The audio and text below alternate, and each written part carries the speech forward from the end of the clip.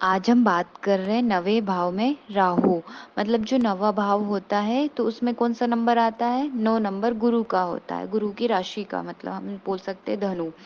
तो यदि हम देखें गुरु यदि यहाँ पर सही कंडीशन में मतलब पॉजिटिव है, तो फिर यहाँ पर राहु इतना प्रॉब्लम नहीं देता है, क्योंकि आप सोचिए ना, भाग्य स्थान है, भाग्य में राहु का होना मतलब रोड़े अटकाना, आप ऐसे बोल सकते हैं। तो यदि यहाँ पर गुरु नेगेटिव हो गए तो फिर तो बहुत हद तक आपको स्ट्रगल, संघर्ष, लाइफ में बोलते मेरा कोई कुछ काम बन नहीं रहा है वगैरह वगैरह आपको देखने को मिल जाएगा। तो आज हम बात करें नवे भाव में राहु कैसा इफेक्ट डालता है। नमस्कार दोस्तों, मैं प्रज्ञा आपका हार्दिक स्वागत करती हूँ अपने प्रोग्राम में। दोस्तों, मेरा व्हाट्सअप नंबर है, यदि किसी को भी कुंडली से रिलेटेड जानकारी चाहिए, कुंडली बनवाना हो, तो आप इस पर संपर्क कर सकते हो। उसका चार्जेस है। और यदि मेरा प्रोग्राम आपको अच्छा लग रहा है तो लाइक करें, शेयर करें, प्लीज सब्सक्राइब जरूर करें।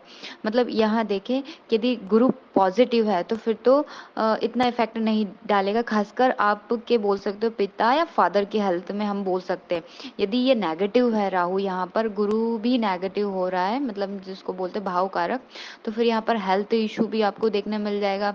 बिजनेस में इशू, पिता को बहुत ज्यादा यहाँ पर प्रॉब्लम दे देगा। और यदि कुंडली में गुरु और सूर्य दोनों का संबंध बन रहा है, या एक दृष्टि संबंध भी बन रहा है, या ये फिर युति में दिख जाए और ये अच्छी कंडीशन में हो, तो फिर राहु यहाँ पे इतना इफेक्ट नहीं देगा फादर को।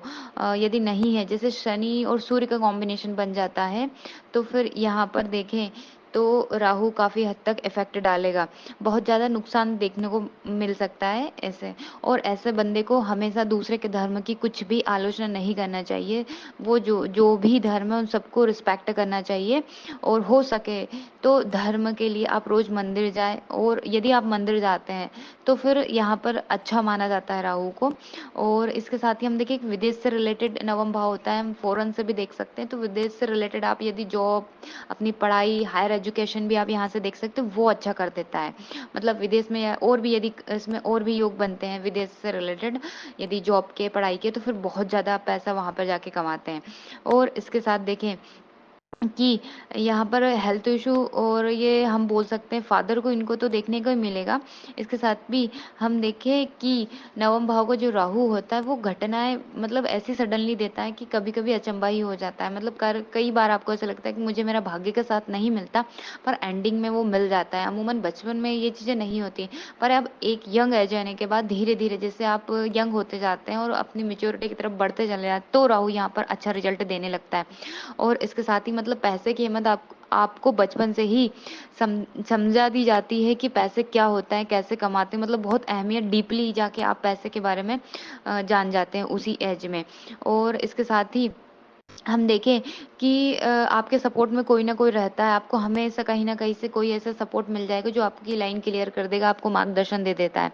तो यहाँ पर हम देखें विजेस के लिए अच्छा होता है, पढ़ाई के लिए ये चीज़ अच्छी हो सकती है। और इसलिए अच्छा है कि आप यदि स्टार्टिंग से ही, बचपन से ही मंदिर जाएं और दान दक्षिणा कुछ करते रहें, तो फिर ये है कि ये आपको इतना इफेक्ट नहीं डालेगा।